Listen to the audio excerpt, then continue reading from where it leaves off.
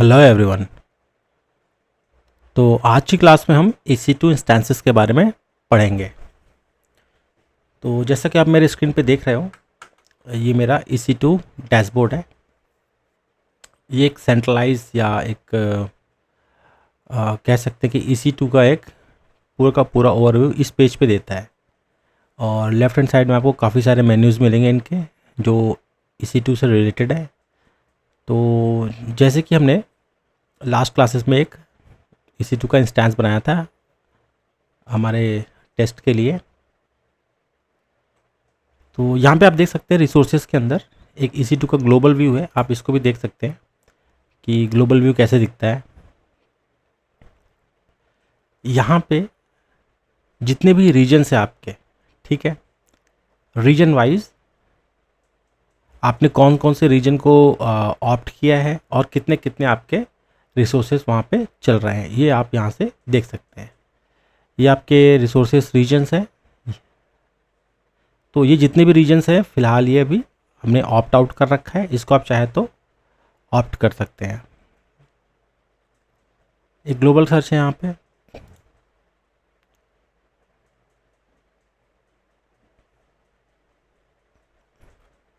Global search कहने का मतलब है कि आपके जितने भी रिसोर्सेज हैं उसको टैग या एट्रीब्यूट के थ्रू आप उसको सर्च यहाँ पे कर पाएंगे। जैसे अगर मैं सिर्फ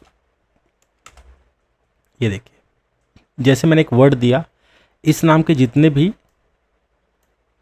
थे टैग मेरे पास वो सब इसने सर्च कर लिया। तो ये इसका फ़ायदा है। नेक्स्ट देखते हैं यहाँ पे हम अपने EC2 डैशबोर्ड में। यहाँ पे कुछ रिसोर्सेज की समरी दी गई है जो EC2 से रिलेटेड है। यहाँ पे इंस्टेंसेस, डेडिकेटेड होस्ट, की पेयर, सिक्योरिटी, तो काफ़ी सारी चीज़ें यहाँ पे आपको एक इसमें मिल जाएगा। राइट हैंड साइड में आपको यहाँ पे कुछ अकाउंट के एट्रीब्यूट्स दिए हैं। डिफ़ॉल्ट VPC बताया है कि अभी डिफ़ॉल्ट VPC कौन सा है। सेटिंग्स कुछ बताए गए हैं यहाँ पे। नेक्स्ट यहाँ पे आप देखेंगे कुछ हेल्प के यहाँ पे डॉक्यूमेंटेशन का लिंक है। यहाँ पे ये आपके जोन्स है और जो AWS का हेल्थ डैशबोर्ड है, आप यहाँ से इसको क्लिक करके देख सकते हैं। कुछ शेड्यूल्ड इवेंट्स है वो भी देख सकते हैं। अगर आपका कुछ ऑन प्रेमिसेस सर्वर्स हैं उसको माइग्रेट करना है तो यहाँ से आप उसको माइग्रेशन यहाँ से कर सकते हैं। लेफ्ट हैंड साइड में काफ़ी सारे मेन्यूज़ हैं। EC2 का ग्लोबल व्यू जस्ट अभी हमने देखा था, ये वाला है ग्लोबल व्यू।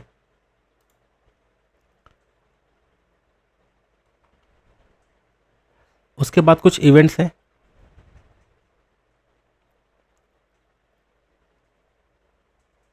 तो कुछ भी इवेंट्स होता है ना, यहाँ पे वो दिखाई देगा EC2 से रिलेटेड।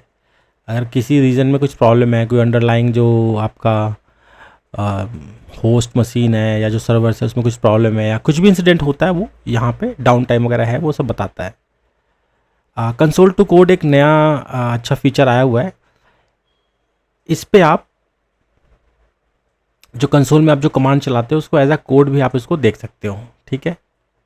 तो ये रिकॉर्डेड एक्शंस आपको बता देगा और उसको आप एक्सपोर्ट भी कर सकते हो। इंस्टेंसेस, तो इंस्टेंसेस में ये जो स्क्रीन है ये आपको यही बताता है कि आपके कितने इंस्टेंसेस चल रहे हैं, और अगर कोई भी इंस्टेंस नहीं है तो यहाँ पे लॉन्च करके नया आप बना सकते हैं। ये फ़िल्टर है, यहाँ पे एट्रीब्यूट्स वगैरह, ये देखिए इतने एट्रीब्यूट्स हैं, इसके हिसाब से आप इसको आपके रिसोर्सेज को फ़िल्टर कर सकते हैं। स्टेट यहाँ पे running, stop, terminated, pending, shutting down और स्टॉप्ड है। तो इसके हिसाब से भी इसको फ़िल्टर कर सकते हैं। यहाँ पे इसको रिफ्रेश भी कर सकते हैं, जैसे कुछ बन रहा है ना, तो उसका जो स्टेट देखने के लिए या उसको रिफ्रेश करने के लिए उतने रिसोर्सेज को आप यहाँ पे देख पाओगे। इंस्टेंस का स्टेट जो है आप चाहे तो कंट्रोल भी कर सकते हैं। यहाँ पे कोई इंस्टेंस चल रहा है उसको स्टॉप कर सकते हैं, स्टार्ट कर सकते हैं, रिबूट कर सकते हैं, हाइबरनेट कर सकते हैं, इवन टर्मिनेट कर सकते हैं। थोड़ा सा इसमें डिफरेंस है। स्टॉप इंस्टेंस का मतलब है जो आपके इंस्टेंस चल रहा है ना, तो उसका जो कंप्यूट पावर है, वर्चुअल मशीन है, वो स्टॉप हो जाएगा, रिमूव नहीं होगा, स्टॉप हो जाएगा। स्टार्ट का कहने का मतलब स्टार्ट करना है उसको। रिबूट का कहने का मतलब है कि रिबूट हो जाएगा वो। अब रिबूट यहाँ पे रिबूट दिया है, हम अंदर में जाके भी रिबूट कर सकते हैं, लेकिन थोड़ा सा इसमें डिफरेंस है।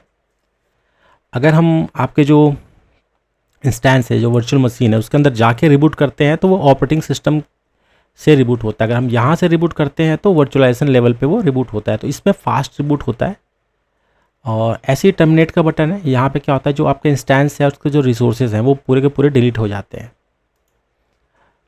एक्शंस बटन में आपको काफ़ी कुछ मिलेगा, इंस्टेंस की सेटिंग मिल जाएगी इसके अंदर, काफ़ी सारा सेटिंग है इसके अंदर। Attach to auto scaling group हम पढ़ेंगे। टर्मिनेशन प्रोटेक्शन एक होता है यहाँ पे कि आप चाहते हो कि इसको कोई एक्सीडेंटली यहाँ पे क्लिक करके यहाँ से टर्मिनेट भी करता है, टर्मिनेट ना हो जाए, तो उसका एक लॉकिंग होता है। यहाँ जब इस पर आप क्लिक करोगे तो लॉक हो जाएगा। स्टॉप कर सकते हैं प्रोटेक्शन को, जो टर्मिनेशन प्रोटेक्शन है उसको भी स्टॉप कर सकते हैं, शट डाउन के बिहेवियर को चेंज कर सकते हैं। तो काफ़ी सारी चीज़ें आपको मिलेगा। यहाँ पे इंस्टेंस के टाइप है, रिकवरी जो है बिहेवियर उसको भी चेंज कर सकते हैं यहाँ पे, नीट्रो एनक्लेव्स, क्रेडिट स्पेसिफिकेशंस, ये सब हम आगे पढ़ेंगे। एक यहाँ पे एडिट यूज़र डेटा है कि जब सिस्टम आपका बूट हो तो कौन सा पहला स्क्रिप्ट है वो चले, ऑटोमेशन के काम आता है ये टैग्स जो है इंस्टेंस के जो मेटा डेटा है उसमें टैग्स को अलाउ करने के लिए बोल रहा है, यहाँ पे मैनेज करना है यहाँ पे टैग्स को, और यहाँ पे मॉडिफाई करना है मेटा डेटा को। ऐसी नेटवर्किंग में कुछ आपको एक्स्ट्रा यहाँ पे मिलेगा, जैसे यहाँ पे मैं नेटवर्किंग जाऊँगा तो अटैच नेटवर्क इंटरफेस, तो कई सारे जो है ना नेटवर्किंग के पार्ट हैं इसमें। आईपी को आप मैनेज कर सकते हो, डिसएसोसिएट कर सकते हो, इलास्टिक आईपी को एसोसिएट कर सकते हो, सोर्स और डेस्टिनेशन चेक कर सकते हो। यहाँ पे सिक्योरिटी के अंदर आपको सिक्योरिटी ग्रुप्स वगैरह चेंज करना है, विंडोज़ का पासवर्ड अगर आपको लेना है, मॉडिफाई करना है आईएम के रोल को, तो वो सब काम आएगा। इमेज इन टैबलेट के अंदर आप जैसे आपका जो यहाँ पे इंस्टेंस है उसको आप उसका इमेज बना सकते हैं, जो इंस्टेंस है उससे आप डायरेक्ट टेम्पलेट भी बना सकते हो, लॉन्च कर सकते हो। वैसे ही जैसे आपका यहाँ पे कोई आपने बना रखा है वैसे ही आपको और बनाने हैं तो आप ये यूज़ कर सकते हैं। मॉनिटरिंग ट्रबल शूटिंग में आपको जो सिस्टम चल रहा है उसके अंदर का लॉग जो है वो उसका जो स्क्रीनशॉट है इंस्टेंस का कि उसके अंदर क्या चल रहा है, तो कंसोल का जो मतलब कंसोल में दिखाई देता है ना उसका स्क्रीनशॉट रहेगा, तो पता चल जाता है कि अगर मान के चलो कि ब्लू स्क्रीन ऑफ डेथ आ गया है या आपके कुछ मेमोरी पैनिक है आपके लाइनक्स के सिस्टम में, तो उसको आप स्क्रीनशॉट से क्विकली देख सकते हैं। डिटेल्ड मॉनिटरिंग है, अगर आप डिटेल मॉनिटरिंग करते हैं तो क्लाउड वॉच में जो मेमोरी वगैरह होता है और बहुत सारी चीज़ें होते हैं वो पूरा आप मॉनिटरिंग कर सकते हैं। कुछ अलार्म्स वगैरह होते हैं, यहाँ पे अलार्म स्टेटस है, तो आप चाहते हो कि कोई स्पेसिफिक इवेंट पे मान के चलो कि पिंग फेल हो गया, सीपीयू का जो यूसेज है वो 90% से ऊपर हो गया, तो एक अलार्म भेज दो या एक मैसेज सेंड कर दो, तो वो यहाँ से हो पाएगा। EC2 का सीरियल कंसोल है, आप चाहते हैं कि जैसे कि कंसोल होता है ना हमारा वर्चुअल मशीन का, अगर आप उसको देखना चाहते हैं कंसोल में तो उसके लिए ये होता है। रिप्लेस कर सकते हैं रूट वॉल्यूम को, मान के चलो कि आपका इंस्टेंस है ख़राब हो गया, कुछ प्रॉब्लम है, तो वो ये सब कर सकते हैं आप। एक फ्लीट मैनेजर है, ये भी हम देखेंगे, इन्वेंट्री टाइप का है ये।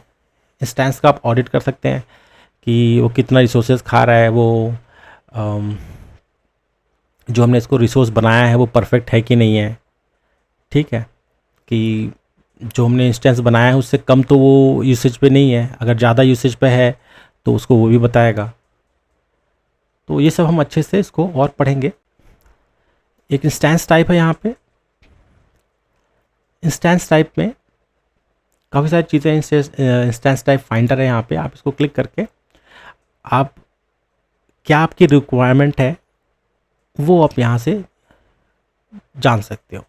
मान के चलो आपको किसी स्पेसिफिक, जैसे आपको नो एसक्यूएल का बनाना है, मान के चलो यूज़ केस क्या है, नो एसक्यूएल मैं किसके लिए यूज़ करना चाहता हूँ, वेब होस्टिंग के लिए करना चाहता हूँ या एप्लीकेशन होस्टिंग के लिए या कुछ हाई परफॉर्मेंस कंप्यूटिंग के लिए, ई कॉमर्स के वेबसाइट के लिए, तो ऐसा कुछ आप यहाँ पे सेट कर सकते। प्रायोरिटी क्या होनी चाहिए, परफॉर्मेंस होना चाहिए, हाई परफॉर्मेंस होना चाहिए, लो कॉस्ट होना चाहिए, तो आप इसके हिसाब से, जैसे मैं लो कॉस्ट करता हूँ, फिर करता हूँ सीपीयू का मैन्युफैक्चर कौन होना चाहिए, ग्रेविट्रॉन होना चाहिए या इंटेल या AMD या एप्पल, ठीक है, तो मान के चलो मुझे AMD चाहिए, और एडवांस कुछ और पैरामीटर्स दिया है यहाँ पे, नंबर ऑफ़ CPU, मेमोरी, ये सब। तो कुछ स्पेसिफिक अगर आपका रिक्वायरमेंट, जैसे मैं चाहता हूँ कि मेरा एप्लीकेशन एटलीस्ट आप ये कह के चलो कि कम से कम 8 GB पे चले, ठीक है, मिनिमम मेमोरी 8 रहे और मैक्सिमम 16 रहे, मैं ऐसा कुछ सर्च करना चाहता हूँ, तो मैं गेट इंस्टेंस टाइप करूँगा। तो यहाँ पे एक्चुअली में वो ना आपको रिकमेंडेशन दे देगा कि आपको जो है T3A नाम का जो इंस्टेंस है वो यूज़ करना चाहिए। तो इससे क्या ना आप यहीं पे इनबिल्ट आप इसको देख सकते हो। एक यहाँ पे view recommended instance family details, इसका पूरा डिटेल जो है आप इसके यहाँ पे देख सकते हैं।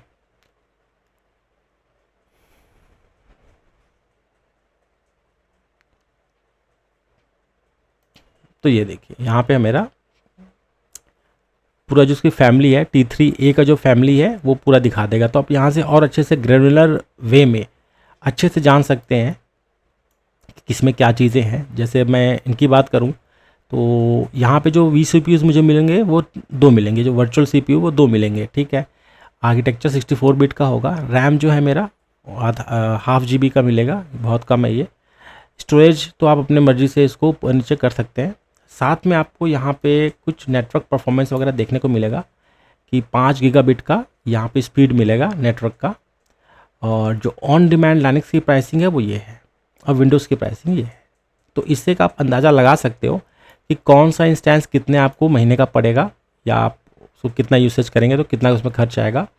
तो एक अच्छा से ये आपको ना एक ओवरव्यू देता है कि आप अपने जो इंस्टेंस है बहुत अच्छे से वाइजली और अच्छे तरीके से उसको यूज़ करें और समझ सकें। आपको जिस टाइप का आपका काम है उस टाइप के इंस्टेंस को आप खोज के उसको यूज़ कर सकते हैं। इसी तरह से लॉन्च टेम्पलेट है। तो लॉन्च टेम्पलेट ज़्यादा डिफरेंट नहीं है। जैसे भी हमने लास्ट जो वीडियो था उसमें हमने एक कस्टमाइज़ बनाया था, ठीक है। तो आप एक लॉन्च टेम्पलेट बना के, जैसे मैं यहाँ पे एक टेम्पलेट बना देता हूँ, ठीक है, और जो मेरे VPC वगैरह ही यूज़ करें और उसके जो रिसोर्सेज हैं, कौन सा ऑपरेटिंग सिस्टम किस चीज़ के लिए यूज़ करना है। जैसे मान के चले आपके पास 3 या 4 टाइप के एप्लीकेशंस है, तो सबके अलग अलग हार्डवेयर होने चाहिए और उनका जो नेटवर्किंग है कैसे होगा, डेटाबेस सर्वर के लिए कैसे होगा। तो उसके लिए टेम्पलेट बना सकते हैं, लॉन्च टेम्पलेट, और इसको यूज़ करके मतलब क्विकली आपको ज़्यादा उस पर स्पेसिफिकेशन देने की ज़रूरत नहीं पड़ेगी। आप बस क्विकली उसको सेलेक्ट करेंगे और वो आपका जो EC2 इंस्टेंस है उसको लॉन्च कर देगा। तो ये एक बार का काम है, एक बार आप बना दोगे इसको टेम्पलेट, तो उस टेम्पलेट को यूज़ करके ना आप क्विकली उसको अपने जो इंस्टेंस है उसको लॉन्च कर पाएंगे। इसी तरीके से स्पॉट रिक्वेस्ट है, कुछ सेविंग प्लान्स है और रिजर्व इंस्टेंस है। थोड़ा इसको पढ़ते हैं, ये तीनों चीज़ क्या है, ये बहुत ज़रूरी है। ये कॉस्टिंग पे बहुत आपके प्रभाव होता है इसके थ्रू। जैसे सबसे पहले अगर मैं ऑन डिमांड बोलूँ, देखो 2-3 तरह के हमारे इंस्टेंसेस होते हैं, ठीक है। जो मशीन है, आपको AWS क्या कर रहा है, वो आपको रेंट पे दे रहा है, किराए पे दे रहा है। तो किस बेस पे दे रहा है, ये 2 या 3 तरीके से वो देता है। एक ऑन डिमांड इंस्टेंस होता है, ठीक है, एक रिजर्व्ड होता है, एक स्पॉट होता है। ये 3 तरह के मेनली आपको कह सकते हैं कि उनकी रेंट का पॉलिसी है। तीनों में थोड़ा सा अंतर है। ऑन डिमांड क्या होता है, तो ऑन डिमांड कहने का मतलब ये होता है कि पे एज यू गो। अगर आप ये वर्ड समझते होंगे, पे एज यू गो का इसका मतलब ये है कि जितना आप यूज़ करोगे, रियल टाइम में आपने तुरंत एक इंस्टेंस आपने रेंट पे ले लिया, आपने 2-3 दिन यूज़ किया फिर उसको बंद कर दिया, वो हो गया ऑन डिमांड। जैसे आपका डिमांड आया, आपने डिमांड के हिसाब से उसको यूज़ किया और उसको बंद कर दिया, ठीक है। आप चाहे उसको साल भर चलाओ, जितना भी चलाओ, वो आपके डिमांड के ऊपर डिपेंड करता है। लेकिन मान के चलो आपको पता है कि मैं साल भर इसको चलाऊँगा, ठीक है, मैं इसको हमेशा चलाते ही रहूँगा, 2 साल 3 साल 4 साल तक चलाऊँगा, तो ऐसी स्थिति में हमें ऑन डिमांड को यूज़ नहीं करना चाहिए। ऑन डिमांड मतलब यही होता है कि आप शॉर्ट टर्म के लिए आप किसी चीज़ को यूज़ कर रहे हो, थोड़े टाइम के लिए। जब आपका डिमांड आया तब आपने उसको यूज़ किया, ठीक है। इसके जस्ट उल्टे रिजर्व्ड है। अब रिजर्व क्या होता है, रिजर्व का मतलब ये है कि आपको पहले से ही पता है कि ये जो इंस्टेंस है इसको मैं 1 साल 2 साल 4 साल तक जो भी है मैं चलाऊंगा। तो अगर मैं उसके पैसे कुछ एडवांस में पहले ही दे दूं AWS को, तो वो क्या करेगा, उस पर थोड़ा डिस्काउंट दे देगा आपको, मतलब उसमें फ़ायदा रहेगा। जैसे मान के चलो आपकी बड़ी कंपनी है, उनको पता है कि मेरे ये जो एप्लीकेशंस है इसमें चल नहीं है, तो अगर आप रिजर्व इंस्टेंस का एक पैकेज ले लेते हो तो आपको ऑन डिमांड जैसे ऑन डिमांड हमेशा महंगा पड़ेगा आपको, ठीक है। तो रिजर्व इंस्टेंस में यही फ़ायदा है कि उसमें आपके पैसे बचाने के कई सारे ऑप्शंस होते हैं। हाँ, उसमें ये होता है कि आपको एक स्पेसिफिक पीरियड बताना पड़ता है कि मुझे कब तक के लिए चाहिए, 1 साल के लिए चाहिए, 2 साल के लिए चाहिए, या कितने साल के लिए चाहिए। तो मोस्टली कंपनी 1 साल तक ही यूज़ करते हैं, 1 साल का टारगेट लेके चलते हैं, क्योंकि 1 साल में कुछ नया अपग्रेड आ जाता है तो कुछ वो नया चीज़ करना चाहते हैं, ठीक है, इसका भी हम अच्छे डिटेल में पढ़ेंगे। बाकी सिंपल जो वर्ड्स है वही है कि ऑन डिमांड में जब आपको ज़रूरत हो आप पे एज यू गो, मतलब जैसे ज़रूरत पड़ी फट से उसको आपने उठाया, उसको टेस्ट किया, फिर बंद कर दिया। रिजर्व इंस्टेंस वो है जो आपको लंबे चलने वाले जो आपके इंस्टेंसेस हैं, आपने आपका प्रोडक्ट है, कुछ बड़ा आपका सर्वर आपने बनाया है, उसको पहले डेव में कर लिया, डेवलपमेंट में उसका काम हो गया, टेस्ट वगैरह सब हो गया, आप उसको चाहते हो कि आप उसको लॉन्च कर दें और काफ़ी समय तक वो चले।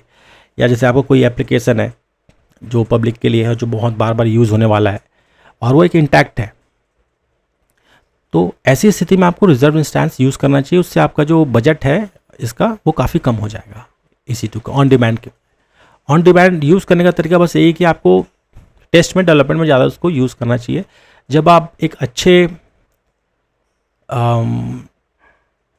प्रोडक्ट या सर्विस आपको पता चल गया कि हाँ ये मेरा स्टेबल प्रोडक्ट होगा और यही मेरे यहाँ पे चलेगा 12 महीने 24 घंटे चलेगा, तो आपको उस टाइम पे रिजर्व इंस्टेंस ले लेना चाहिए।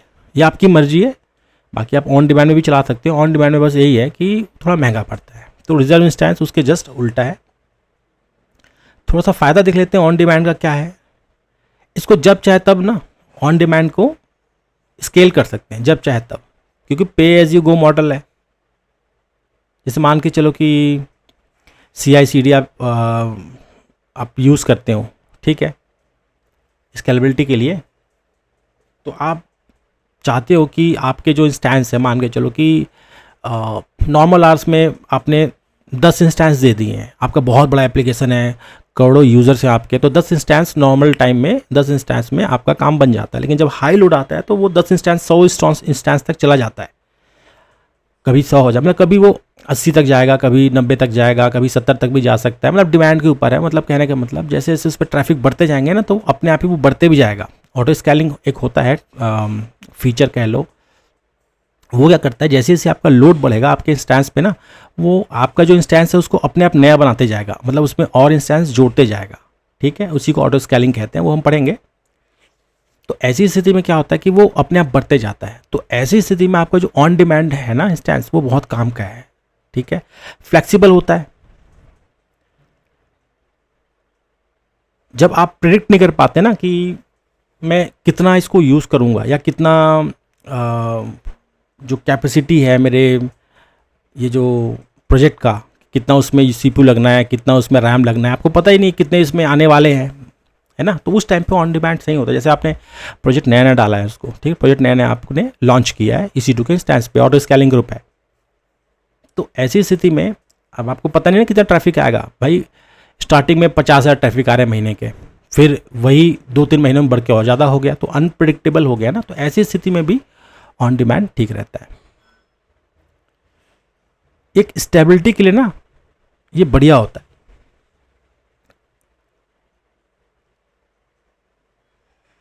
अगर आप ऑन डिमांड यूज़ करते हो तो इसका एक यही फ़ायदा है कि वो जो इंस्टेंस है वो आपका हो गया। हाँ, हालांकि आपने महंगे में लिया उसको, लेकिन वो आपसे कोई AWS उसको फिर से वापस ले नहीं सकता उसको। एक बार आपने ऑन डिमांड इंस्टेंस आपने बना लिया, वो चलते ही रहेगा। थोड़ा सा इसके डिसएडवांटेजेस भी हैं। जो इसका जो डिसएडवांटेज है वो यही है, इसका कॉस्ट बहुत होता है, सबसे एक्सपेंसिव यही होता है, क्योंकि इसमें फ्लेक्सिबिलिटी होती है स्केल करने की, कैपेसिटी को अप या डाउन करने की, तो इसलिए ऑन डिमांड इंस्टेंस थोड़े से महंगे होते हैं। और प्राइसिंग थोड़ा सा कंफ्यूज करता है इसका, कभी कुछ लेना है कभी कुछ, मतलब समझ नहीं आता एग्जैक्टली कि किस टाइप का इंस्टेंस सबसे परफेक्ट रहेगा। ये आपके लोड के ऊपर डिपेंड है, आपके नॉलेज के ऊपर डिपेंड है। जैसे मैंने बताया कि इंस्टेंस टाइप के अंदर आप एग्जैक्टली आप बता सकते हो कि किस टाइप का इंस्टेंस आपको यूज़ करना है, कितने पैसे उसमें डालने हैं, ठीक है। मान के चलो कि मैं सिंपल सी चीज़ बताता हूँ आपको कि आपका जो एप्लीकेशन है, मान के चलो आपका T2 स्मॉल पे चल सकता है, ठीक है, मान के चलो T2 स्मॉल पे कि 2 इंस्टेंस पे आपका चल सकता है। आपका जो एप्लीकेशन ऑटो स्केलिंग ग्रुप पे है, अब नॉर्मल टाइम में T2 स्मॉल जो आता है, मान के चलो फ्री टियर के अंदर आता है, तो उसके कोई पैसे लगने वाले नहीं है। लेकिन जब उसमें लोड बढ़ेगा तो वो 10-15 इंस्टेंस अपने आप बढ़ते जाएगा ना, तो इसका मतलब ये है कि आप वहाँ पे भी पैसे बचा सकते हो ऑन डिमांड में भी। भाई 2 इंस्टेंस जो है, मान के चलो अगर आपका फ्री टियर के अंदर आता है हर महीने, तो आपको उसके पैसे देने नहीं है। आप जब लोड बढ़ेगा तभी जो नए इंस्टेंस बनेंगे उसके पैसे देने हैं। तो आप स्टार्ट जो है ना वो T2 से कर सकते हो, बशर्ते ये कि आपका एप्लीकेशन एटलीस्ट उसमें चलना चाहिए। अगर कोई नॉर्मल सा एप्लीकेशन है तो अगर है तो वो चलना चाहिए, जैसे वर्डप्रेस है या छोटा मोटा कोई है एप्लीकेशन तो चलना चाहिए, ऐसा कुछ हो तो वहाँ पे पैसे बचा सकते हो। अगर आपको पता है, मान के चलो कि आप बड़ा कोई इंस्टेंस ले लेते हो, एक बार में 16 GB का एक इंस्टेंस ले लेते हो, आपको चाहे लोड हो कि ना हो लेकिन आपको पैसे तो उतने देने ही पड़ेंगे ना, तो एक अच्छा चॉइस नहीं है। तो बहुत दिमाग से, बहुत सोच समझ के ना आपको ये इंस्टेंसेस रिजर्व होगा, ऑन डिमांड होगा, ये सबको चूज़ करना चाहिए, ठीक है। कई बार क्या होता है ना कि क्योंकि ऑन डिमांड में ये होता है कि हम स्पेसिफिक एक इंस्टेंस को लेके चलते हैं तो इनसफिशिएंट कैपेसिटी वगैरह का भी एरर आते रहता है, जो कि काफ़ी प्रॉब्लम क्रिएट करता है। तो थोड़ा सा इसमें ये कुछ डाउन साइड है। रिजर्व इंस्टेंस जो है ये ऑन डिमांड जैसी है, बट डिफरेंस यही है कि आप इसको 1 या 3 साल के लिए आप इसको रिजर्व करके रखते हो, इसलिए इसको रिजर्व इंस्टेंस बताया गया है।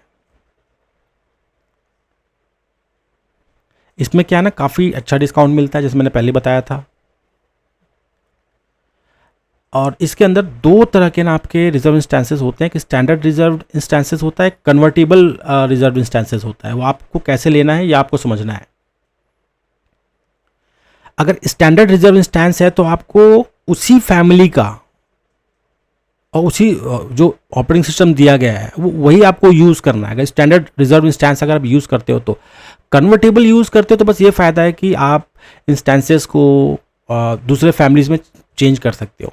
जैसे T1 है तो उसको M सीरीज़ में, N सीरीज़ में, जो भी उनके सीरीज़ हैं उस पर आप चेंज कर सकते हो, ठीक है। तो कन्वर्टेबल ज़्यादा फ़ायदेमंद है।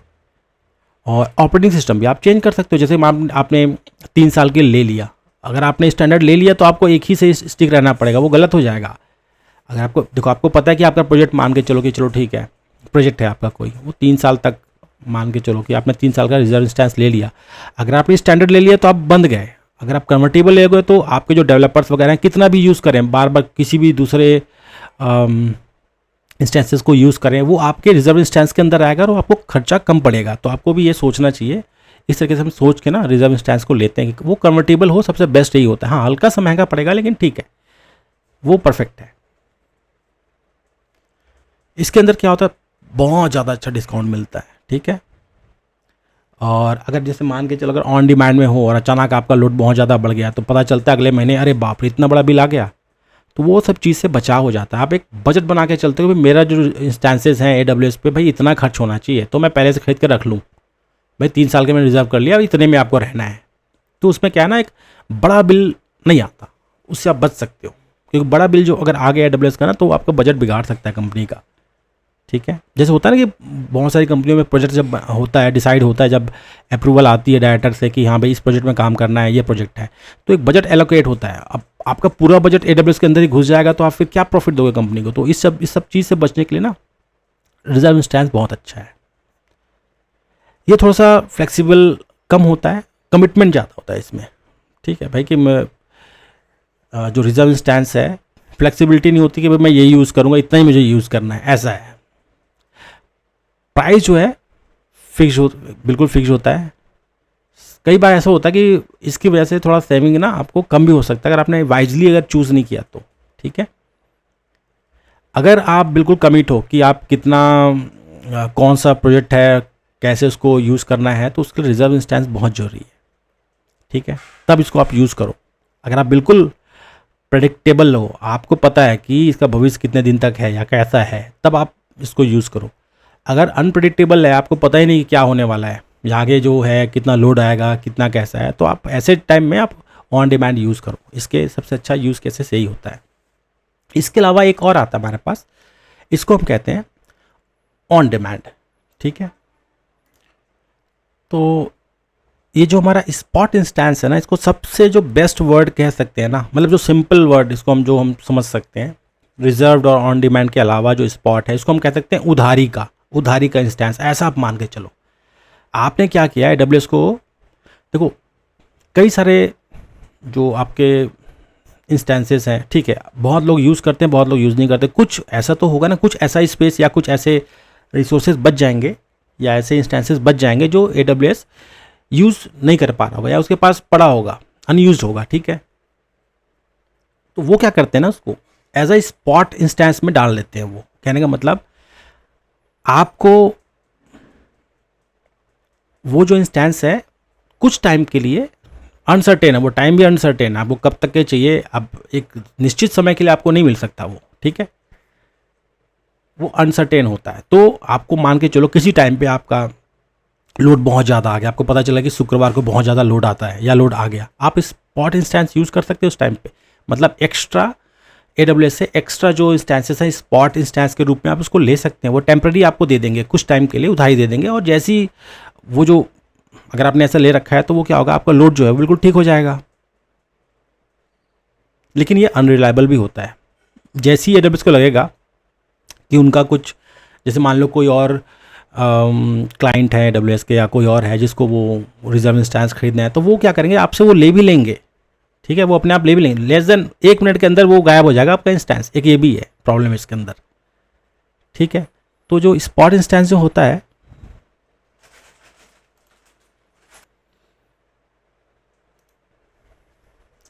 इसके कुछ एडवांटेजेस भी हैं। जैसे मैंने बताया कि इसमें जो डिस्काउंट है ना, बहुत बड़ा डिस्काउंट मिलता है, मतलब काफ़ी सस्ते, 90% भी लेस हो सकता है। मान के चलो आपका $100 का अगर आपका इंस्टेंस पड़ता है, वो आपको सिर्फ $10 में मिल जाएगा। तो इसका ये भी फ़ायदा है। ऐसा इसीलिए क्योंकि देखो AWS के पास वो जो इंस्टेंस है या वो जो स्पेस है, कहने का मतलब भाई वो अनयूज्ड है, तो AWS क्या कर रहा है, उस पर हाईली ज़्यादा डिस्काउंट देके आपको दे रहा है स्पॉट इंस्टेंस। भाई चलो लो भाई, ये इंस्टेंस पड़े हुए हमारे पास, इसको यूज़ कर लो आप, ठीक है, जब हमारे पास जरूरत होगी हम इसको वापस ले लेंगे। तो उस पर डिस्काउंट बहुत अच्छा देते हैं। इसमें फ्लेक्सिबिलिटी बहुत है। जैसे आपका कुछ काम है, रिक्वेस्ट आपने कुछ कर दिया कि स्पॉट इंस्टेंस आपने ले लिया, मान के तो थोड़े टाइम के लिए आपने डेवलपर के कुछ काम के लिए हाई लोड टेस्ट करने के लिए आपने ले लिया, कुछ बड़ा एप्लीकेशन है उसके लिए आपने ले लिया, आपने काम किया, आपने उसको टर्मिनेट कर दिया, फिर वापस चला गया उनके पास, तो क्या हुआ, डिस्काउंट के डिस्काउंट, पैसे भी आपके बच गए। यही चीज़ अगर मैं कहूँ कि अगर ऑटो स्केलिंग में आप लेके चलो तो ये भी फ़ायदेमंद हो सकता है, ठीक है। इसके डिसएडवांटेजेस भी हैं, जैसे मैंने पहले बताया था, ये अनरिलायबल है, कभी भी आपका वो जो इंस्टेंस है गायब हो सकता है। तो आप इसको अपने दिमाग से, मतलब कहाँ पे इसको यूज़ करना है इसको आप सोचें, ठीक है। और जो प्राइसिंग है इसका अनसर्टेन है भाई, कभी जैसे मैं बताया ना कि कभी 90% डिस्काउंट दे दिया, कभी 60% दिया, कभी 40% डिस्काउंट दे दिया, तो वो ऊपर नीचे होते रहते हैं। तो ये 2-3 चीज़ें हैं। सबसे अच्छा जो इसको यूज़ करने का तरीका वो यही है कि अगर आप स्टेटलेस कंटेनराइज एप्लीकेशन यूज़ करते हो, स्टेटलेस शॉर्ट टर्म के लिए, तो उसके लिए बढ़िया है, सबसे बढ़िया है, ठीक है। हाँ, अगर बिजनेस क्रिटिकल आपका कोई एप्लीकेशन है जो बिल्कुल चलना चाहिए, ऐसे में अगर आप स्पॉट इंस्टेंसेस को यूज़ करते हैं तो बहुत बड़ी बेवकूफ़ी होगी, ठीक है। तो मतलब जो शॉर्ट टर्म के लिए आपके कई सारे एप्लीकेशंस होते हैं, सर्वरलेस होते हैं, कई सारे कंटेनर्स वगैरह होते हैं, उसके लिए परफेक्ट है। तो आप ये 3 तरह के इंस्टेंस अपने दिमाग से आप सोच सकते हो कि कौन सा इंस्टेंस कैसा है और किस तरीके से काम आएगा। इससे आपके कॉस्ट बचेंगे, आपको बहुत फ़ायदा होगा, ठीक है। एक डेडिकेटेड होस्ट होता है। डेडिकेटेड होस्ट का मतलब ये समझ जाओ कि जो फिजिकल सर्वर है ये आपको मिल जाएगा यहाँ पे। कैपेसिटी को आप रिजर्व भी कर सकते हैं कि इतना कैपेसिटी का मेरे पास होना ही चाहिए, ठीक है। इसको पढ़ेंगे हम अच्छे से। AMIs की बात करते हैं। AMIs क्या है, तो जैसे मैंने पहले बताया था, कुछ आपके इमेजेस होते हैं, जैसे VMware में टेम्पलेट्स होते हैं हमारे, टेम्पलेट्स होते हैं हमारे, वर्चुअल बॉक्स में भी OVF, OVA ऐसे फॉर्मेट में हमारे टेम्पलेट्स होते हैं। मतलब आपने क्या किया ना, 2 तरह के इसमें आपको AMIs मिलेंगे, या यहाँ पे आपको मैं दिखा दूँ, owned by me, private, public और डिसेबल्ड, ठीक है। ओन्ड बाय मी मतलब जो आप बनाओगे, ये जो यूज़र है ना, ये जो यूज़र है ये जोन से यहाँ पे AMI की इमेजेस बनाएगा वो ओन बाय मी में आएगा। प्राइवेट इमेजेस अगर आपके अकाउंट में, ये पूरे अकाउंट में मान के चलो आपके कंपनी के काम के हिसाब से कुछ इमेजेस बने हैं जिसमें आपके एप्लीकेशंस वगैरह इंटीग्रेट है या कुछ भी उसके अंदर इंटीग्रेट आपने कर रखा है, ठीक है, तो उसको आप प्राइवेट में रखोगे ताकि कोई और उसको देख ना पाए ना एक्सेस कर पाए। पब्लिक जैसे ये दिखा रहा है ना, ये पब्लिकली किसी, ये देखिए बहुत सारे इसके अंदर ऑनर्स दिखा रहे हैं। इन लोगों ने इसको बना के छोड़ दिया है कि सिंपल तरीके से, या कम्युनिटी बेस्ड आप ऐसे कह लो कि कोई कम्युनिटी है, AWS कम्युनिटी है, उन्होंने बना के डाल दिया कि आपको एक सिंपल वे में आपको ये इमेजेस मिल जाए। जो स्टैंडर्ड इमेजेस होते हैं वो अलग चीज़ है, वो टेम्पलेट अलग अलग चीज़ है। जैसे मान के चलो कि यहाँ पे आपको डीप लर्निंग करनी है, तो ये देखिए किसी ने बना दिया उबंटू के अंदर, ये लिखा है ना, ये ARM64 NVIDIA driver GPU PyTorch, ठीक है। ऐसे डीप लर्निंग यहाँ पे AMI न्यूरॉन बना दिया है। तो ऐसे कई सारे आपको मिल जाएंगे। जैसे मैं अगर कोई स्पेसिफिक चीज़ मैं खोजता हूँ, मैं कहता हूँ कि मुझे ओपन VPN का कुछ दो, ठीक है।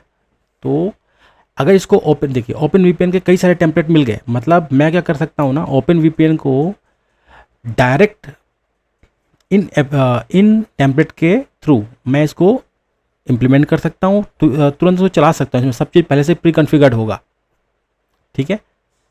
तो कई बार क्या होता है, जो कंपनीज होते हैं ना, वो भी यहाँ पे डाल देते हैं, अपने अपने सॉफ्टवेयर को इंटीग्रेट करके पहले से ही एक ऑपरेटिंग सिस्टम में डाल के रख देते हैं ताकि आप उसको क्विकली यूज़ कर सको। तो ये स्टैंडर्ड टेम्पलेट्स होते हैं, पब्लिक टेम्पलेट्स इसी काम के होते हैं।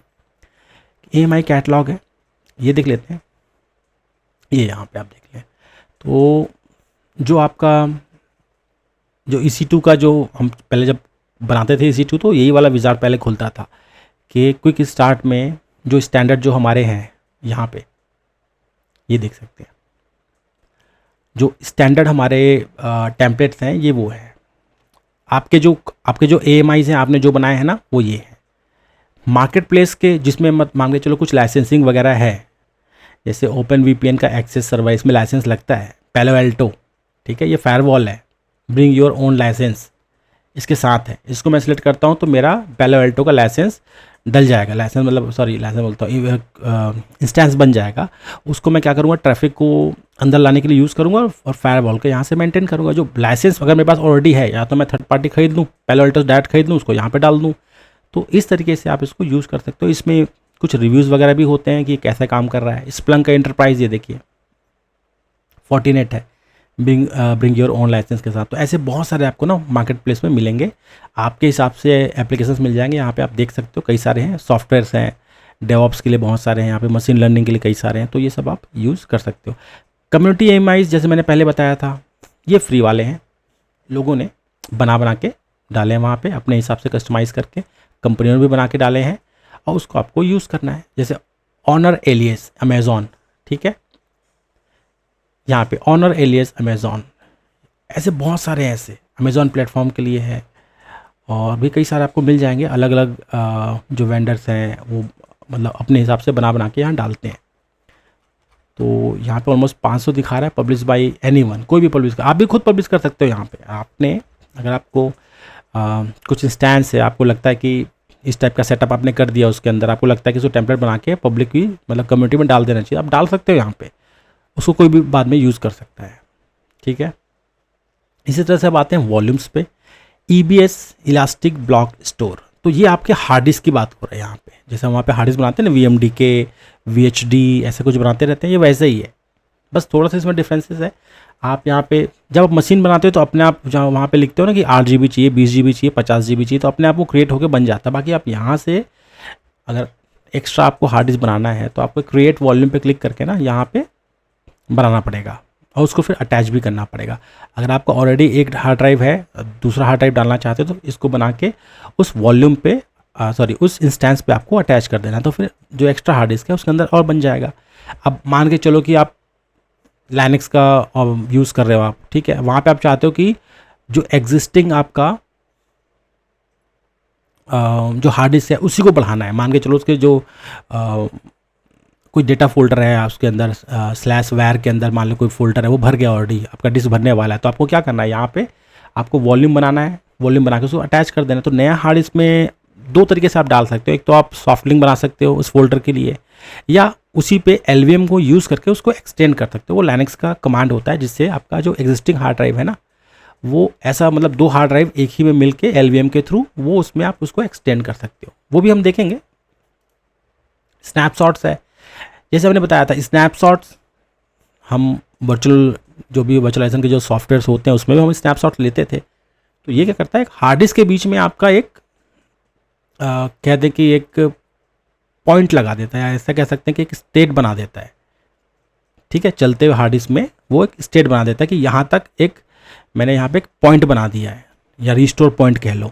ठीक है, तो वो होता है आपका स्नैपशॉट। AMI में थोड़ा डिफरेंस होता है। AMI क्या होता है, पूरे मशीन का होता है, पूरे मशीन का जो एक इमेज को ना, पूरे उसका मशीन को इमेज में कन्वर्ट करके उसको रखना, उसको AMI कहते हैं। स्नैपशॉट में एक पॉइंट बना देना, इसको एक रिस्टोर पॉइंट की तरह इसको आप यूज़ कर सकते हो। कभी भी बैक जाना है या किसी पॉइंट पे जाना है, आप उस पॉइंट पे जा सकते हो। एक लाइफ साइकिल मैनेजर देख लेते हैं। ये ऑटोमेट करता है आपके क्रिएशन, रिटेंशन, कॉपी और deletion of snapshots and AMI। ठीक है, इसको भी पढ़ेंगे हम, ये भी काफ़ी अच्छा है, इसके अंदर पॉलिसीज बनते हैं। सिक्योरिटी ग्रुप्स हमने ये लास्ट टाइम देखा था, ये फायरवॉल की तरह ऐसा मान के चलो, आपके जो इंस्टेंसेस हैं उसको एक दूसरे से बातचीत करने में ये काफ़ी मदद करता है। इलास्टिक IP हमने ये भी पढ़ा था कि जो स्टैटिक पब्लिक IP है वो यहाँ पे हम एलोकेट करेंगे। सबसे पहले एक IP ले लेंगे, उस IP को अटैच कर देंगे जिस इंस्टेंस से आपको चाहिए। प्लेसमेंट ग्रुप है, ये भी हम देख लेते हैं।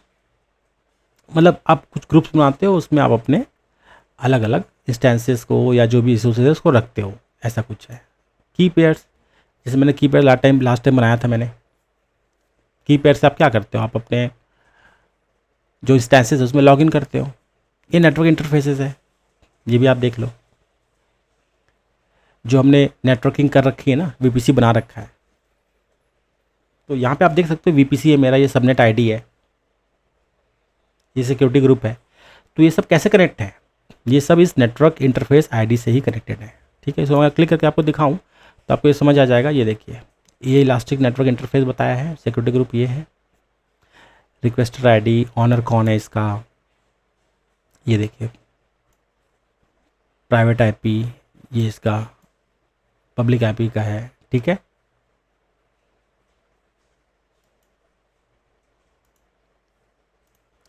चूँकि ये एक्चुअल में आपका नेटवर्किंग का पार्ट है, तो ये आपको समझना ना थोड़ा ज़रूरी पड़ता है कि ये नेटवर्क इंटरफेसेस हैं क्या।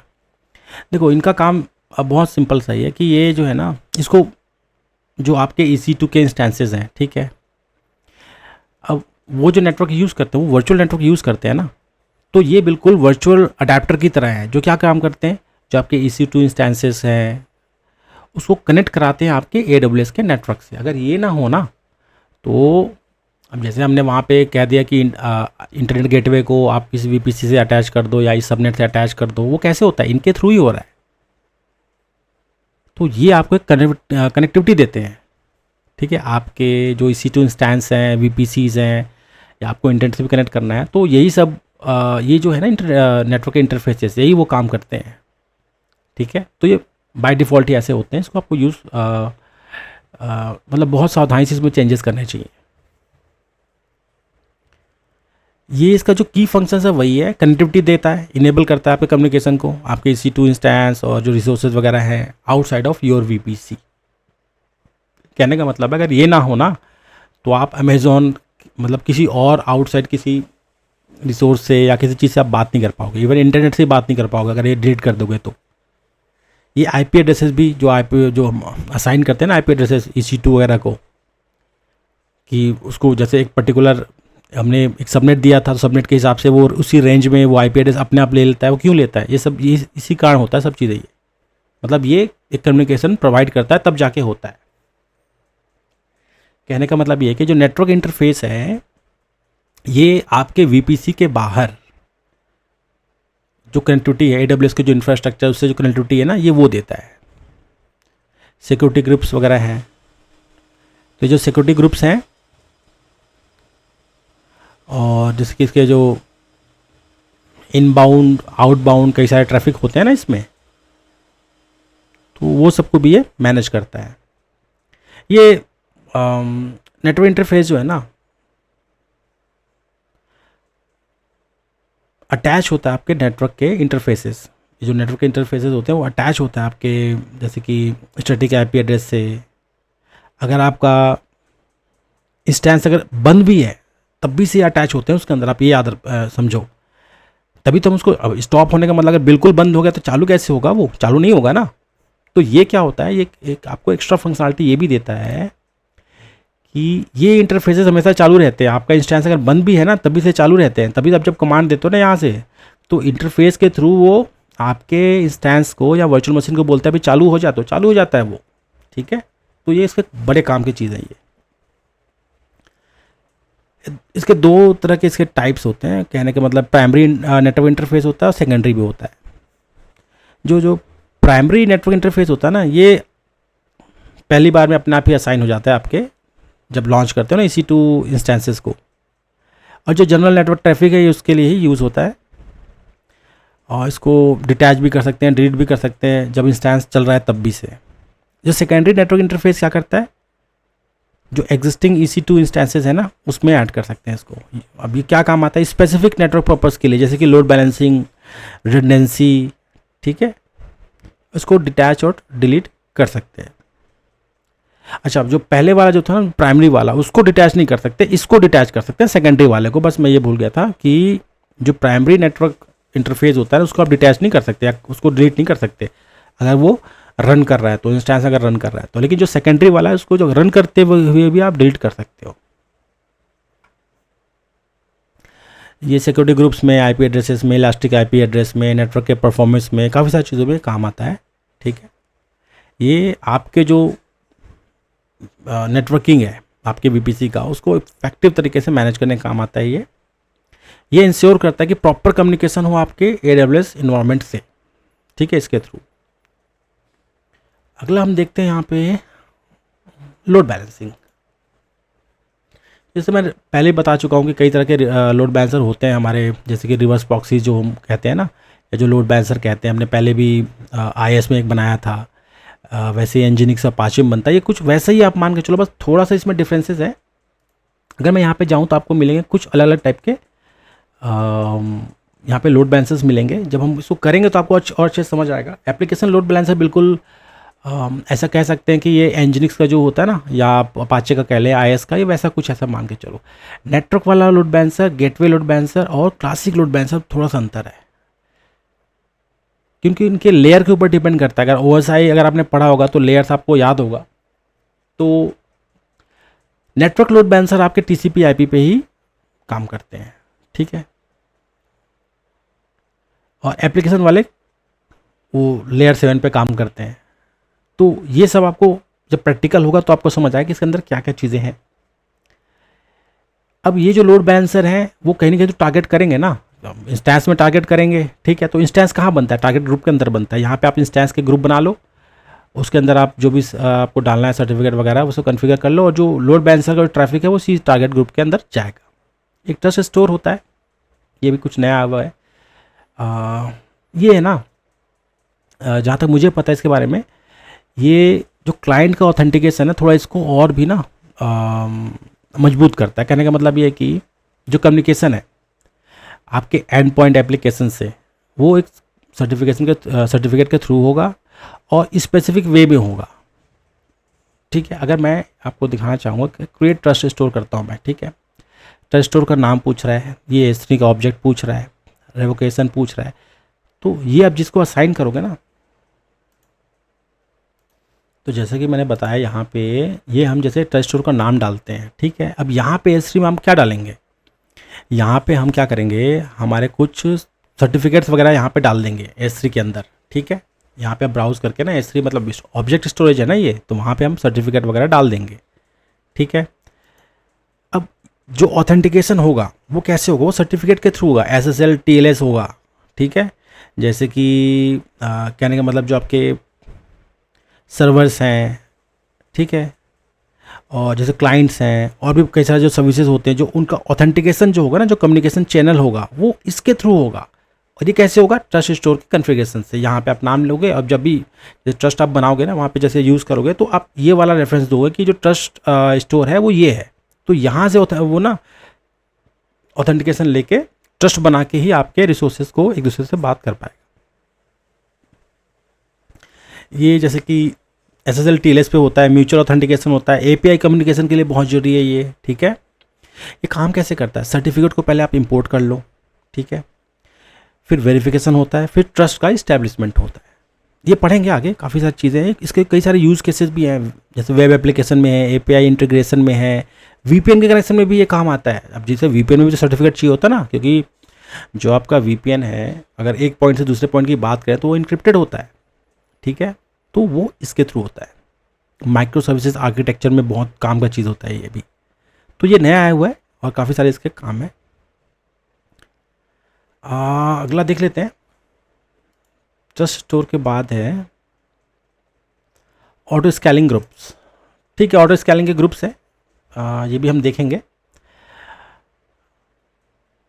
यहाँ पे जैसे जब हम ऑटो स्केलिंग करते हैं ना, कहने का मतलब है लोड के ऊपर या स्पेसिफिक कुछ हम एक इसको हम प्रॉपर्टी देंगे या बताएंगे कि ये कब स्केल हो। मान के चलो लोड के ऊपर हो रहा है या सीपीयू मान के चलो 80% जा रहा है, तो हम उसको कहेंगे कि थोड़ा आप सीपीयू को बढ़ा दो, या ये कह सकते हैं। दो तरह के वैसे ऑटो स्केलिंग होते हैं। फिलहाल ये मैं बता सकता हूँ, एक सिंपल सा मैं आपको ओवरव्यू यही देता हूँ कि मान के चलो आपके जो जैसे कि यहाँ पे बता रहा है आपका लोड बढ़ रहा है, ठीक है, 80% 90% आपका सीपीयू हो गया, अब वो 100% होने वाला है। 100% हो गया तो आपके सर्वर बंद हो जाएंगे ना, कुछ ना कुछ प्रॉब्लम हो जाएगा। तो ऐसी स्थिति से बचने के लिए क्या होता है, आपने ऑटो स्केलिंग ग्रुप बनाया होता है जहाँ पे वो अपने आप उसको स्केल करता है, ठीक है। मतलब ये देखो, स्केल आउट एज नीडेड, 2 हैं आपके, ये मिनिमम जो साइज़ है ये है, डिज़ायर्ड कैपेसिटी हमने 2 कर दिया है, ठीक है। मान के चलो कि 1 से चल जाता लेकिन हमने 2 दे दिया है। इस पे लोड आया तो ये बढ़ते जाएगा, तो इसी को ऑटो स्केलिंग कहते हैं, ठीक है। अपने आप लोड के ऊपर या किसी स्पेसिफिक इवेंट के ऊपर वो अपना इंक्रीज़ करे जो कैपेसिटी है उसको, और या डिक्रीज़ करे। मैं EC2 इंस्टेंस की बात कर रहा हूँ, ये प्रॉपर EC2 इंस्टेंस है।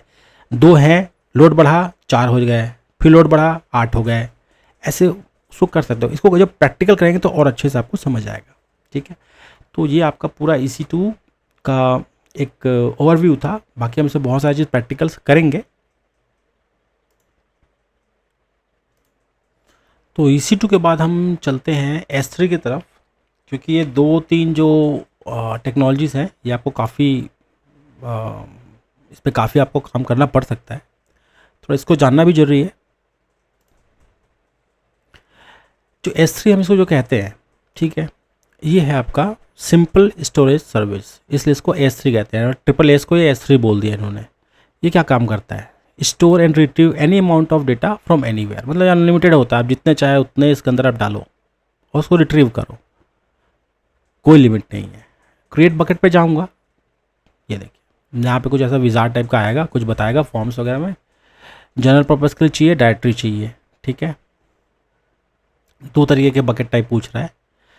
Recommended for low latency use cases, this bucket use only the S3 express 1 zone storage class. इसके स्टोरेज का क्लास को समझना बहुत ज़रूरी है कि ये क्या होते हैं storage classes. S3 bucket type they allow a mix of storage classes, मतलब कई सारे इसमें स्टोरेज के जो क्लास होंगे मिक्स होंगे। यहाँ पे आपको बकेट का नाम डालना है, ठीक है। आपका कोई एग्जिस्टिंग बकेट है उसी को आप कॉपी बनाना चाहते हो, उस टाइप का ही सेटिंग्स यहाँ पे लाना चाहते हो, तो ये आप यहाँ से चूज़ कर सकते हो। ACL डिसेबल चाहिए, ACL इनेबल चाहिए, ठीक है, परमिशंस के लिए होता है ये। बकेट ऑनर एनफोर्स्ड रहेगा, आपका जो ऑब्जेक्ट का जो ऑनरशिप होगा, जो इसको बना रहा है उसको वो उसका ऑनर रहेगा, ठीक है, ऐसा कुछ बोल रहा है। बकेट का जो पब्लिक एक्सेस है इनेबल रहेगा, मतलब इनेबल्ड है यहाँ पे फिलहाल, ब्लॉक ऑल पब्लिक एक्सेस बोल रहा है। आप अलग अलग तरीके से इसको, जैसे मैं इसको अनचेक करता हूँ तो ये ऑप्शंस इनेबल हो जाएंगे। आपको किस लेवल पे इसको ब्लॉक करना है ये आप यहाँ से सेट कर सकते हो। बकेट की वर्जनिंग है, ये क्या करता है ना, आपका जो बकेट की जो वर्जनिंग है वो यही कहता है कि मान के चलो इसमें आपने कोई ऑब्जेक्ट डाला, मान के चलो कि आपका वेब एप्लीकेशन है, उसको आपने फिलहाल पहली बार कॉपी कर दिया। अब उसमें आप क्या कर रहे हो, उसमें और भी कुछ काम करके फिर से उसको अपडेट कर रहे हो ना। तो अगर आपने इनेबल कर दिया तो जोन से आपके फाइल हैं, जैसे कि गिटहब में होता है ना, या आप कह लें कि जो गिट के जितने भी रिपोजिटरी वगैरह होते हैं उसमें वर्जनिंग चलती है कि अगर कोई भी चेंजेस हो रहा है उसको आप फिर से रिवर्ट बैक कर सकते हो। तो ये क्या करता है ना, आपके फाइल्स का वर्जन्स बनाते रहता है कि वो कब कब कैसे कैसे मॉडिफाई हुआ। आप चाहे तो उसको बैक में जाके इसको स्टोर भी कर सकते हैं, रीस्टोर भी कर सकते हैं। तो बकेट वर्जनिंग ये है। टैग्स, आपके बकेट का टैग्स हो जाएगा। इंक्रिप्शन वगैरह भी देख सकते हैं, सर्वर साइड इंक्रिप्शन है इसके अंदर, जो कि SSC S3 के जो कीज़ होते हैं ना इसके AWS के, उसके थ्रू भी हो जाएगा ये, SSC KMS के थ्रू भी हो जाएगा, और डुअल लेयर भी है यहाँ पे। तो इस तरीके से इसको आप डेटा को इनक्रिप्ट भी कर सकते हो। बकेट की आप इनेबल भी कर सकते हो, डिसेबल भी कर सकते हो, बहुत ज़रूरी है ये। कुछ एडवांस सेटिंग्स आपको देखने को मिलेगा यहाँ पे। ऑब्जेक्ट लॉक है, ठीक है, इसको आप इनेबल भी कर सकते हो, डिसेबल भी कर सकते हो, और बस आपको यहाँ पे नाम देना है और उसके बाद ये आपका बकेट तैयार हो जाएगा। आपके मल्टीपल बकेट्स हैं, आपके कई सारे, मान के चलो इसके अंदर आपके बकेट्स हैं, आप एक डायरेक्टरी से दूसरे एक बकेट से दूसरे बकेट पे कुछ कॉपी करना चाहते हो तो ग्राफिकल भी हो जाता है, बाकी CLI से एक अच्छे वे में भी वहाँ से हो जाता है, ठीक है। तो बस ये ऑब्जेक्ट स्टोरेज आप कह लो, इसके पीछे रेड की टेक्नोलॉजी है, मतलब कुछ बड़ा स्टोरेज है इनके पास, और मोस्टली ये एटलीस्ट 2 या 3 जगह पे जरूर कॉपी होता है ये आपके जो भी डेटा है, इसलिए कभी ख़राब नहीं होता, और हमेशा आपका जो डेटा है यहाँ पे पड़ा ही रहेगा, कहीं नहीं जाएगा वो, ठीक है। इसका लाइफ साइकिल मैनेजमेंट भी होता है इसका। ये अपने आप क्या करता है, ये जो कुछ फाइल्स हैं आपके, अगर आप उसको मार्क कर देते हो लाइफ साइकिल के अंदर, तो वो क्या करता है, उन फाइल्स को कुछ टाइम बाद वो किसी और छोटे स्टोरेज क्लास में वो ट्रांसफ़र करते रहता है, ताकि आपको कॉस्ट कम आए। आप क्रॉस रीजन्स को रेप्लिकेट भी कर सकते हो, जैसे डिज़ास्टर रिकवरी के लिए या उसके लिए आप बहुत ही काम आएगा। मतलब आपका रीजन मान के चलो कि मेरा ये नॉर्थ वर्जीनिया में है, मान के चलो मैं यहाँ पे इसको यहाँ पे एक बकेट बनाया तो यहीं पे रहेगा। अब मैं चाहता हूँ इसको और रेप्लिकेशन भी कर दूँ कहीं और पे, इंडिया मुंबई में कर दूँ, तो वहाँ पे भी ये रेप्लिकेट होते रहेगा। तो कोई प्रॉब्लम आएगी तो आप वहाँ से भी आप इसको यूज़ कर सकते हो। तो एक बहुत सिंपल सा इसका मैंने आपको इंट्रोडक्शन दिया है। इसमें बहुत सारी चीज़ें होते हैं, बैच ऑपरेशंस है, मल्टी रीजन एक्सेस पॉइंट है, ऑब्जेक्ट लैम्डा एक्सेस है, एक्सेस पॉइंट समझना पड़ेगा आपको, एक्सेस ग्रांट्स, बकेट्स, काफ़ी सारी चीज़ें हैं जो हम समझेंगे। स्टोरेज लैंस है, ये आपका रिपोर्ट्स वगैरह देता है कि क्या क्या उसके स्टैटिक्स है, ठीक है।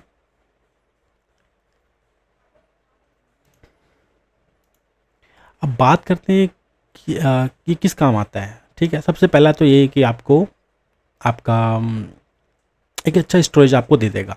आप इसको चाहे तो अपने विंडोज़ में, आप चाहे तो इसको अपने सर्वर वगैरह में इसको माउंट कर सकते हैं। माउंट करने का तरीका अलग है, बट आप कर सकते हैं, वहाँ पे एज अ ड्राइव कर सकते हैं, वहाँ से फाइल्स उसके अंदर आप डाल सकते हैं, ठीक है। कुछ यहाँ पे जाएंगे, अगर AWS के मार्केट प्लेस पे जाते हैं S3 के लिए, तो आपको कुछ स्टोरेज बैकअप एंड रिकवरी दिखेगा। तो ये बैकअप के लिए भी, जैसे मान के चलो आपका वीम है, वीम बैकअप है, आप चाहते हो कि जो बैकअप है, बैकअप के लिए क्या चाहिए होता है, सैन चाहिए होता है, या कोई नेटवर्क अटैच स्टोरेज होना चाहिए जहाँ पे आपके बैकअप रोज़ वहाँ पे जाएँ, है ना।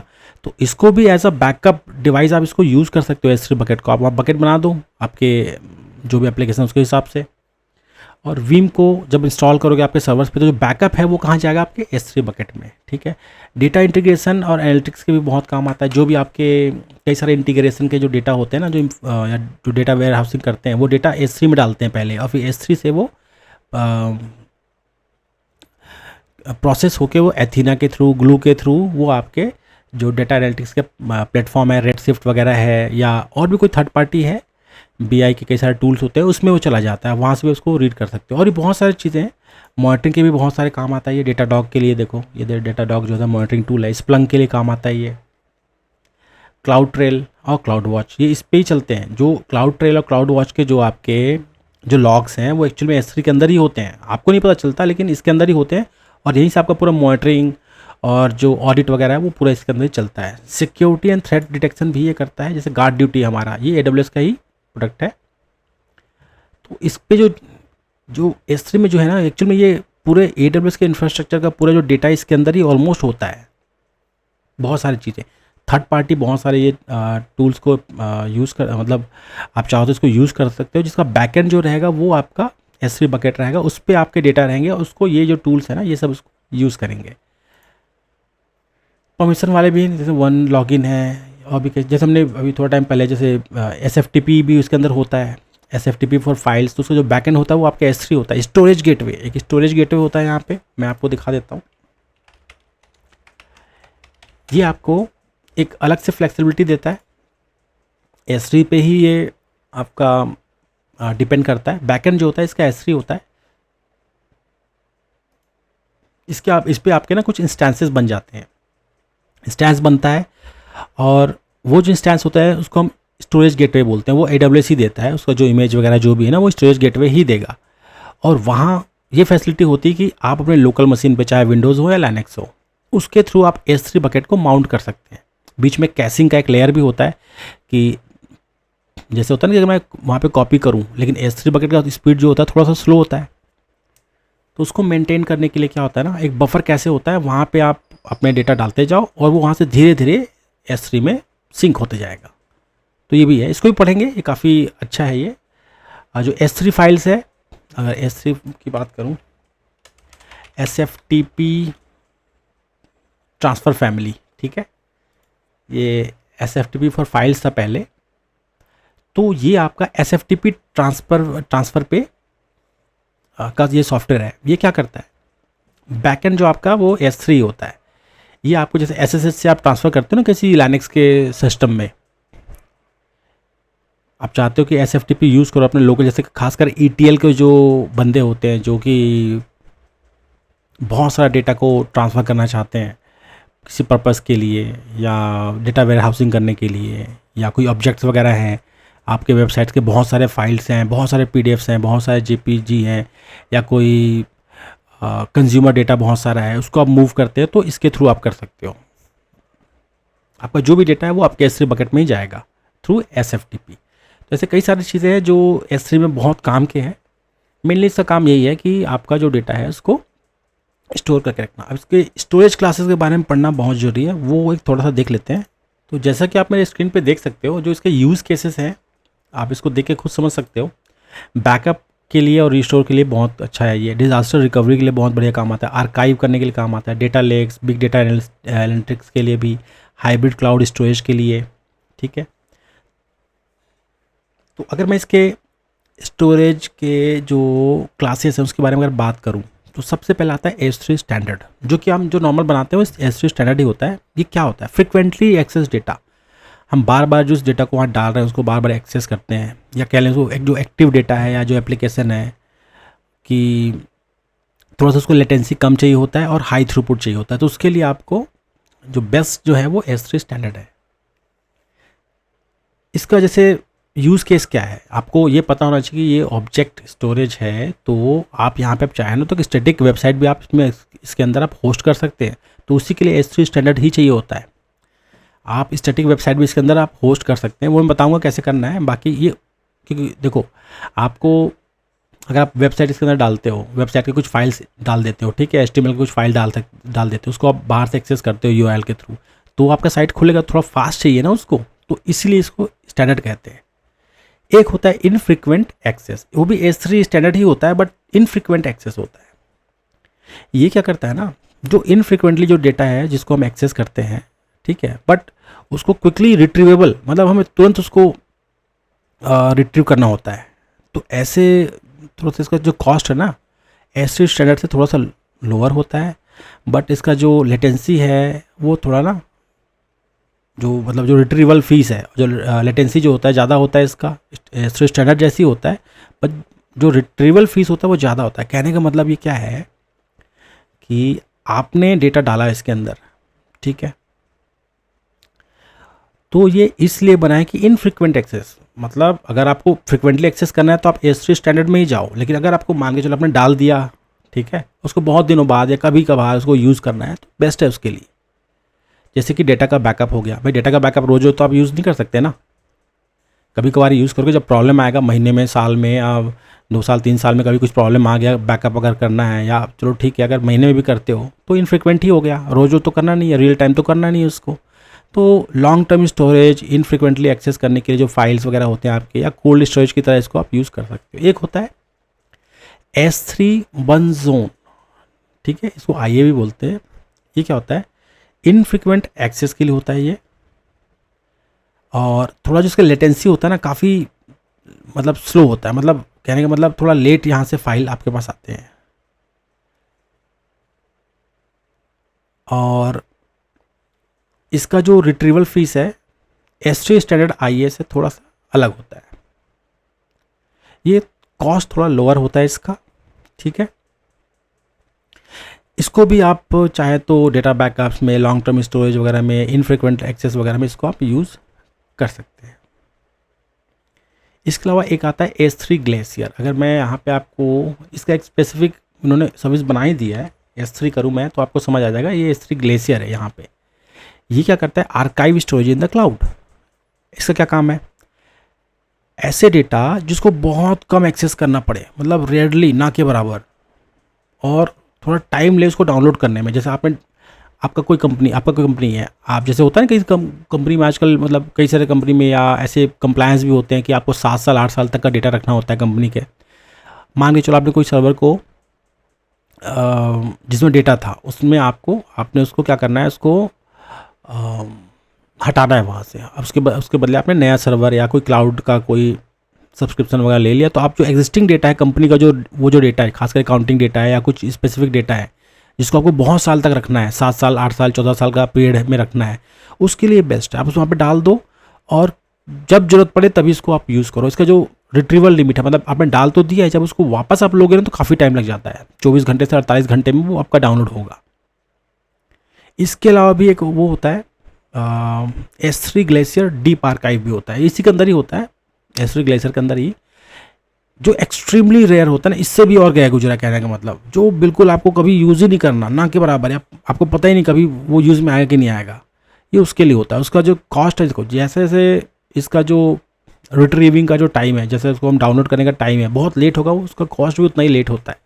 मतलब ऐसे डेटा जो आप डाल के भूल जाओ, ठीक है, आपको लगे कि ये कभी ज़िंदगी में काम नहीं आने वाला, ऐसा कुछ डेटा है आप डाल दो, उसको भूल जाओ, ये उसके लिए है।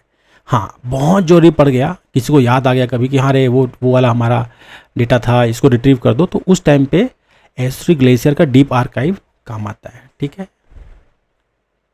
इसके अलावा एक इंटेलिजेंट टियरिंग होता है कि अनप्रेडिक्टेबल होता है उसका एक्सेस पैटर्न, के कभी भी जब जरूरत पड़े तब जाके उसको, मतलब आप कह नहीं सकते कि उसको कब यूज़ करना कब यूज़ नहीं करना।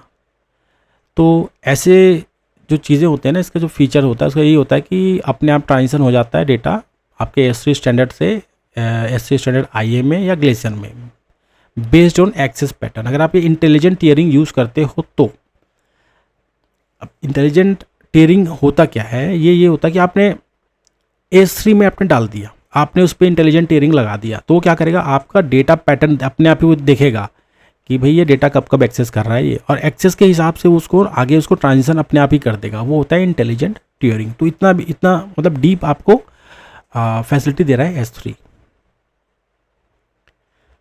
अब इसके जो S3 यूज़ करने का जो आपको जो पॉइंट्स है, जो कंसीडर करना चाहिए, भाई क्यों यूज़ करना चाहिए, कैसे और क्या चीज़ सोच के करना चाहिए, तो यही है कि आपका एक्सेस का फ्रीक्वेंसी आपको समझना पड़ेगा कि कैसे कब कब इसको आपको यूज़ करना है। तो आप जब भी S3 का यूज़ कर रहे हैं, आप अपने जो भी जिनके लिए कर रहे हैं ये, उनको अच्छे से पूछ लें कि कैसे इसको डेटा को वो एक्सेस करना चाहते हैं। उसके हिसाब से ही आपको टियर जो है, इसका जो क्लासेस हैं, स्टोरेज की क्लासेस हैं, उसको चूज़ करना चाहिए। कितने जल्दी उनको डाउनलोड करना है, मतलब लेटेंसी रिक्वायरमेंट क्या होगी, कितनी जल्दी उनको डाउनलोड करना है, इसको भी आपको ध्यान रखना पड़ेगा। तो उसके हिसाब से आपको क्लासेस चूज़ करने चाहिए, क्योंकि देखो एक बार आपने डाल दिया और फिर तो जब आप वापस डाउनलोड भी करोगे तो उसको भी आपको पैसे देने पड़ते हैं। मान के चलो आपने 10 टेराबाइट डाल दिया, ठीक है, डाल दिया, उसके कम पैसे लगेंगे, लेकिन जब रिट्रीव करेंगे तो 10 टेराबाइट के बहुत पैसे लगेंगे। तो उसको भी सोच समझ के आपको एग्जैक्टली करना चाहिए, ठीक है। डेटा लाइफ साइकिल को भी आपको कंसिडर करना चाहिए कि जैसे आपके क्लाइंट की डेटा है, उसको साल दर साल, मान के चलो कि आपके 15 साल पुराना डेटा है, तो आप 5 साल का डेटा को आपने लाइफ साइकिल के थ्रू उसको S3 में डाल दिया या ग्लेशियर में डाल दिया। फिर एक टाइम आपने बना दिया कि हर 1 साल में जो 1 साल पुराना जो डेटा हो जाएगा उसको आप वहाँ पे मूव करते जाएँ, तो ऐसा भी आप कर सकते हो। ये हम प्रैक्टिकल में देखेंगे कैसे इसको करना है, काफ़ी अच्छा है ये, और काफ़ी ज़्यादा यूज़ होता है ये सब जो चीज़ें हैं ये।